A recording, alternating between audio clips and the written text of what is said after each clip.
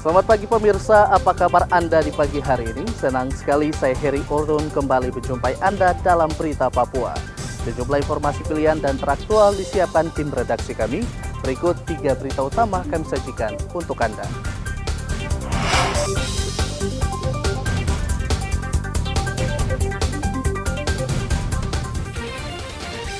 Dua warga Papua Nugini diringkus polisi karena selundupkan narkoba ke kota Jayapura. Dua senjata api diserahkan warga ke Polres Manokwari. Sekolah Dasar Negeri Impres Sentani disegel pemilik tanah karena belum dilunasi pemerintah.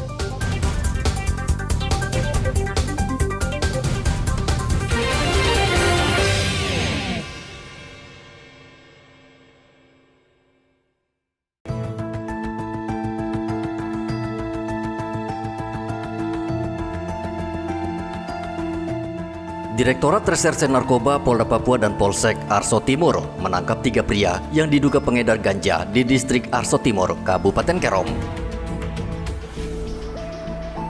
Mereka ditangkap di 2 tempat dan langsung ditahan di Mapolda Papua. Polda Papua mencurigai ketiga pelaku berdasarkan laporan dari warga sekitar yang kerap melihat transaksi ganja di daerah mereka. Dari ketiga pelaku, polisi menemukan 52 paket ganja dengan berat total sekitar 2 kg.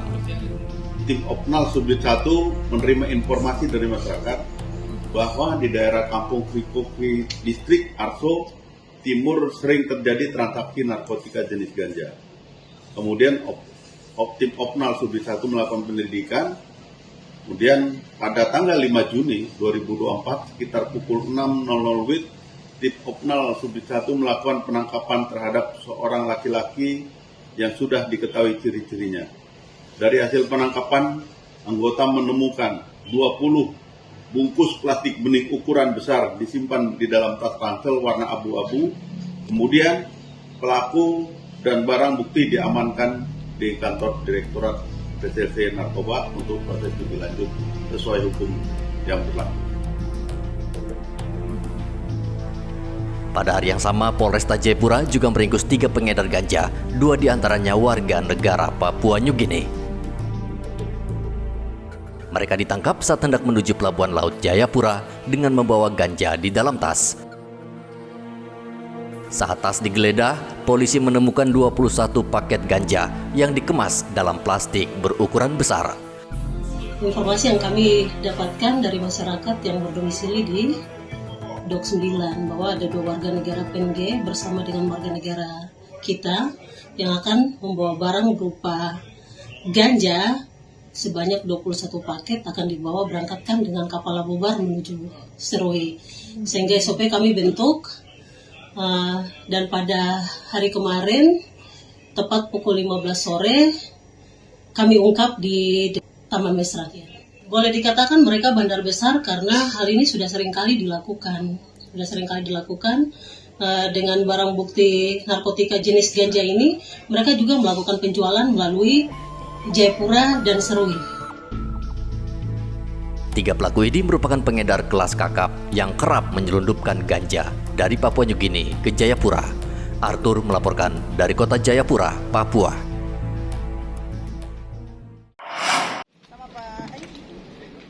Polresta Manokwari kembali menyita 2 pucuk senjata api jenis Moser. Senjata api ini diserahkan langsung warga Kampung Pami Gunung, distrik Manokwari Utara, dan Kampung Imbesika, distrik Tanah Rubuh. Penyitaan 2 senjata api ini menunjukkan tingginya kesadaran masyarakat untuk menyerahkan senjata api ke pihak berwenang. Menurut Wakapolresta Manokwari Kompol Agustina Sineri, total selama tahun 2024 ada 33 senjata api diamankan polisi. Sampai dengan hari ini sudah berhasil mengungkap penyalahgunaan senjata api sebanyak 33 pucuk, dan hari ini yang saudara-saudara atau Bapak Ibu lihat di depan itu sebanyak 2 pucuk berupa Moser, dan ini Moser adalah Moser asli bukan berupa rakitan. Kalau yang Bapak Ibu lihat di depan, di mana yang satu itu di Kampung Pami Pamigunung ya. Ini satu di Kampung Pamigunung, distrik Manokwari Utara, masih dalam Kabupaten Manokwari. Kemudian yang kedua di Kampung Imbesika, distrik Tanah Rubu, juga Kabupaten Manokwari. Nah ini senpi ini berhasil didapat oleh teman-teman kami di lapangan. Dalam hal ini tim sus bekerja sama dengan Kasat Reskrim dan juga para kanit. Mereka melakukan pengungkapan ini karena hasil pengembangan di lapangan dan hasil negosiasi mereka dengan masyarakat, sehingga dengan kesadaran sendiri mereka menyerahkan senpi ini kepada Satreskrim Polresta Manokwari. Penyerahan 2 pucuk senjata api ini merupakan kerja keras tim sus Satreskrim untuk memujuk anggota masyarakat agar mau menyerahkan senjata api ke pihak berwenang karena sangat berbahaya. Saat ini diduga masih banyak senjata api yang masih beredar secara ilegal di masyarakat. Selain itu, pemegang senjata api yang tidak sah atau tidak mengantongi izin bisa dikenakan undang-undang darurat dengan ancaman hukuman penjara hingga puluhan tahun. Edi melaporkan dari Manokwari, Papua Barat.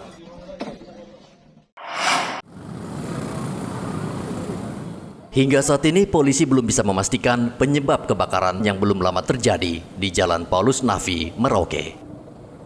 Namun dalam peristiwa tersebut, salah satu tempat usaha yang terbakar adalah pom bensin mini atau penjual Pertalite eceran yang saat ini menjamur di Merauke. Bahkan ada dugaan sumber api berasal dari pom bensin mini tersebut. Untuk mencegah agar kebakaran tidak terulang, Satpol PP Merauke meminta semua pom bensin mini harus dilengkapi dengan APAR atau alat pemadam kebakaran. Kita sudah sampaikan berulang kali bahwa pom bensin mini ini sangat berisiko untuk terjadi kebakaran. Di mana alatnya sudah tidak memenuhi standar. Yang berikutnya kita sampaikan bahwa paling minim harus punya APAR ya. Alat pemadam dengan api itu, sehingga ketika memang terjadi konslet ataupun ada terjadi kebakaran itu mereka bisa melakukan tindakan awal sebelum pemadam datang. Nah, terus yang khusus dengan izin, sebenarnya semua tidak punya izin. Tapi mereka ini kan cari makan, tapi kita harap jangan sampai menganggap remeh aturan-aturan sudah dikeluarkan oleh pemerintah. Dalam hal ini dari pemadam kebakaran bahwa alat-alat ini yang harus disiapkan. Karena sangat berisiko sekali untuk mereka yang melakukan aktivitas jual beli BBM ini seperti itu. Kalau kita yang dari Satpol yang masuk, pemerintah daerah khusus untuk BBM, karena dari sisi kewenangan kita tidak punya kewenangan untuk bagaimana tertibkan. Karena itu kan sudah ranah undang-undang, teman-teman di kepolisian yang punya kewenangan untuk bagaimana. Tetapi kalau kaitan dengan izin, kita palingan masuk kaitan dengan izin penggunaan bangunan. Apakah bangunan ini diperuntukkan untuk apa? Apakah rumah tinggal atau untuk usaha? Paling bisa masuk dari sisi. Senin lalu, kebakaran menghanguskan 4 kios dan 2 rumah di Jalan Paulus Nafi, Merauke. Menurut saksi, sumber api berasal dari kios yang terletak paling ujung yang sehari-hari menjual BBM jenis Pertalite. Selama ini, pom bensin mini tidak dilengkapi dengan alat pemadam kebakaran, bahkan sebagian berdiri di lokasi yang rawan. Meskipun demikian, Pemkab Merauke masih mentolerir pom bensin mini mengingat masyarakat sulit dan harus antre panjang untuk membeli BBM di SPBU di Merauke. Muhammad Ridwan melaporkan dari Merauke, Papua Selatan.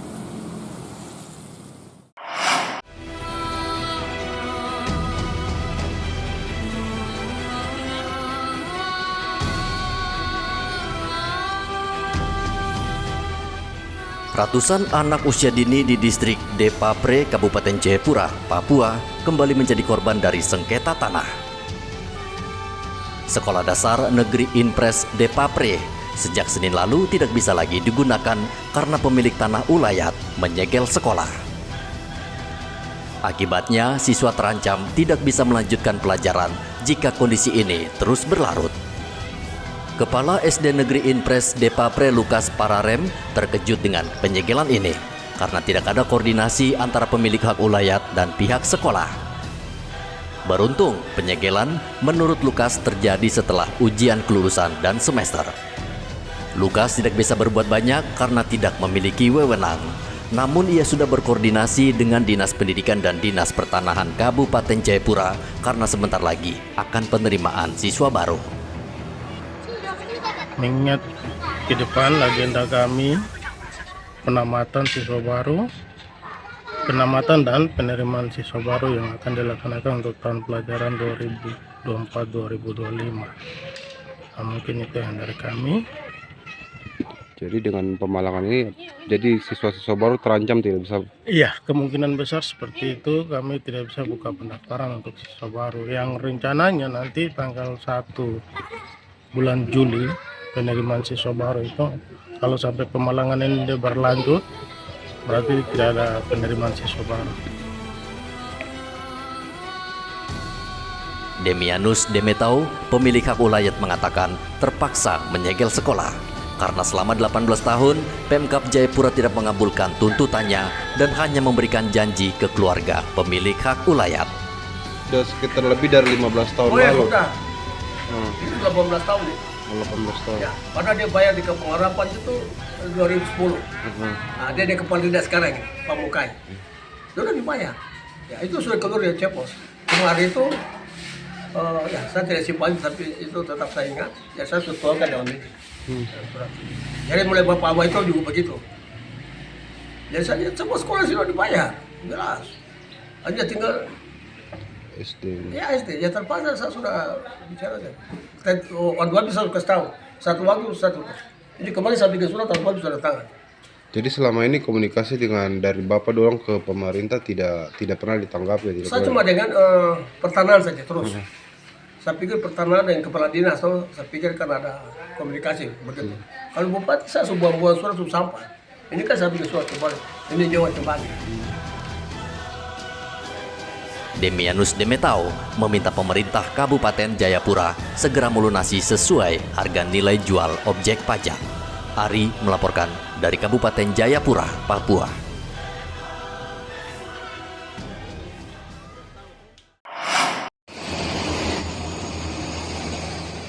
Badan Meteorologi, Klimatologi, dan Geofisika Jayapura memperkirakan wilayah Papua saat ini sudah memasuki peralihan musim hujan ke musim kemarau. Dan peralihan ini ditandai mulai aktifnya angin timur monsun Australia yang terjadi sejak akhir April lalu, sehingga curah hujan lebat mulai turun. Hanya saja akumulasi hujan bulanan pada periode angin monsun timur dan jumlah hujan ekstrim masih sangat rendah dibandingkan periode angin monsun barat. Hal ini disebabkan angin membawa massa udara dingin dan kering dari benua Australia melintasi Indonesia menuju Asia. Saat ini di wilayah Papua saat ini sudah berada pada peralihan musim, yaitu dari musim hujan menuju musim kemarau. Nah, hal ini juga ditandai dengan memang saat ini wilayah Indonesia termasuk wilayah Papua sudah didominasi oleh angin timuran. Nah, sehingga hal ini akan berdampak terhadap penurunan curah hujan di beberapa wilayah Papua, khususnya wilayah yang berada pada zona musim, yaitu di wilayah mana saja, sebagian wilayah Kabupaten Jayapura, Kabupaten Pegunungan, dan juga wilayah Kabupaten Merauke, seperti itu. Nah, untuk perakiraan cuaca sepekan ke depan, pada umumnya diperkirakan Provinsi Papua umumnya didominasi oleh cuaca cerah berawan hingga hujan ringan. Kemudian peluang kejadian hujan yang terjadi merata dengan intensitas ringan hingga sedang kembali berpeluang terjadi pada tanggal, kalau nggak salah kemarin diperkirakan tanggal 10 Juni, seperti itu. BMKG memperkirakan musim kemarau secara bertahap akan mulai terasa di Kabupaten Jayapura, Kabupaten Kerom bagian selatan, Kabupaten Sarmi bagian timur pada bulan Mei. Sementara Kota Jayapura dan Kabupaten Kerom bagian utara masih mengalami hujan monsunal 1. Hujan akan turun sepanjang tahun tanpa musim kemarau. Arthur melaporkan dari Kota Jayapura, Papua.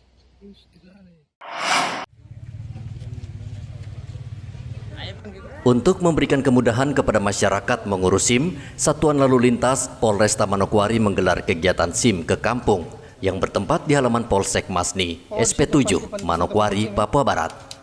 Program SIM ke kampung merupakan terobosan Polsek Masni yang memberikan pelayanan SIM keliling hingga ke kampung-kampung, sehingga masyarakat tidak perlu ke kantor polisi untuk mengurus SIM. Untuk itu, Polresta Manokwari melaksanakan sosialisasi ke masyarakat, termasuk memberikan pemahaman pentingnya tertib berlalu lintas.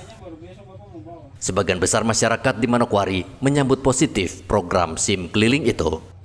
Berterima kasih kepada Kapolresta Manokwari atas adanya pelayanan SIM di wilayah Masni, dan kami merasa puas atas pelayanan ini. Semoga kedepannya bisa semakin rutinitas dan semakin ditingkatkan. Mengingat masih banyak warga yang tinggal di kampung terpencil dan jauh dari Polresta Manokwari, tidak heran banyak warga Manokwari yang saat ini belum memiliki SIM karena enggan mengurusnya. Edi melaporkan dari Manokwari, Papua Barat.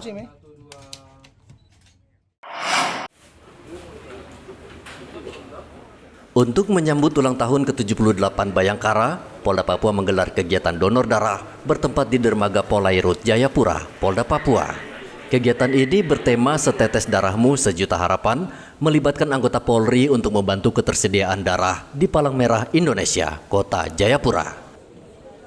Dalam kegiatan donor darah ini, Polda Papua menargetkan menyumbang 300 kantong darah untuk membantu masyarakat yang membutuhkan.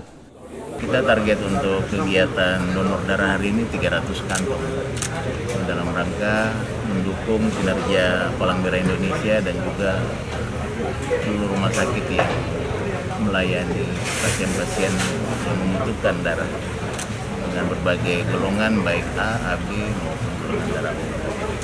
Untuk rangkaian apa saja selain itu? Jadi kita pelaksanaan hari ulang tahun ini tentu mengacu kepada perintah pelaksanaan dari Mabes Polri yang mana baru kemarin diturunkan melalui kegiatan Zoom meeting dan hari ini baru dilaksanakan rapat untuk pembentukan panitia dan rangkaian kegiatan yang lain. Namun sebelumnya sudah disampaikan bahwa ada beberapa kegiatan sosial yang harus dilaksanakan, diantaranya adalah donor darah, bakti sosial, bakti kesehatan, bedah rumah, dan juga kegiatan penyediaan fasilitas maupun air bersih untuk masyarakat yang sangat membutuhkan.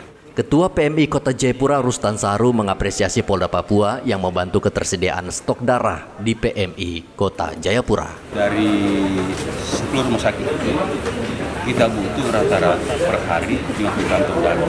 Itu rata-rata. Sementara yang bisa kami kumpulkan itu dari donasi donor itu paling banyak rata-rata 30 kantong. Jadi kita butuh kekurangan 20 kantong lagi per hari. Nah, dari jumlah itu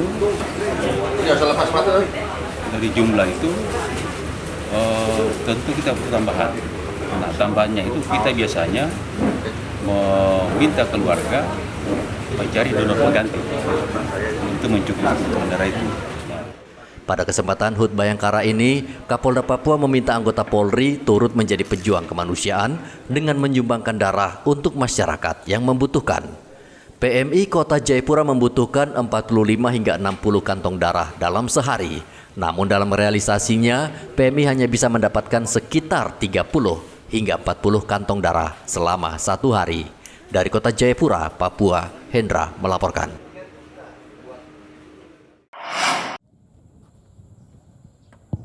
Peringatan Hari Lingkungan Hidup di Merauke, Papua Selatan ditandai dengan penanaman pohon bakau. Penanaman pohon sebagai wujud dari kepedulian terhadap pelestarian lingkungan hidup yang belakangan ini mulai rusak akibat ulah manusia. Dinas Lingkungan Hidup meminta perusahaan yang beroperasi di kawasan hutan belantara Merauke menunjukkan kepeduliannya terhadap lingkungan dengan ikut menanam pohon. Kepala Dinas Lingkungan Hidup Catur Budi Santoso mengatakan bencana alam akhir-akhir ini akibat kerusakan lingkungan hutan semakin parah. Ya, saya cuma bisa menghimbau kepada perusahaan-perusahaan yang melakukan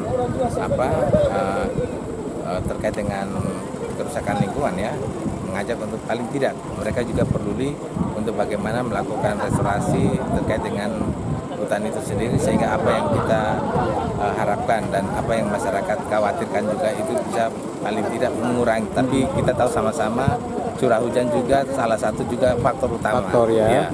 Jadi kita tidak bisa bilang bahwa dengan kerusakan lingkungan atau curah hujan yang tinggi, dua faktor ini kan mau tidak mau karena kita tahu sama-sama perubahan iklim cukup sangat berpengaruh ya.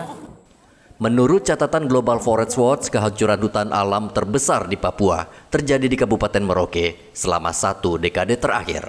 Walhi juga mencatat hutan seluas 112.000 hektar di Merauke saat ini kondisinya rusak akibat pembukaan lahan sawit, hutan tanam industri, dan proyek lumbung pangan. Muhammad Ridwan melaporkan dari Merauke, Papua Selatan. Pemirsa, informasi tadi mengakhiri jumpa kita dalam Berita Papua. Saya Heri Orun mewakili seluruh kerabat kerja yang bertugas mengucapkan terima kasih atas kebersamaan Anda. Selamat pagi, selamat beraktivitas, dan Wanyambi.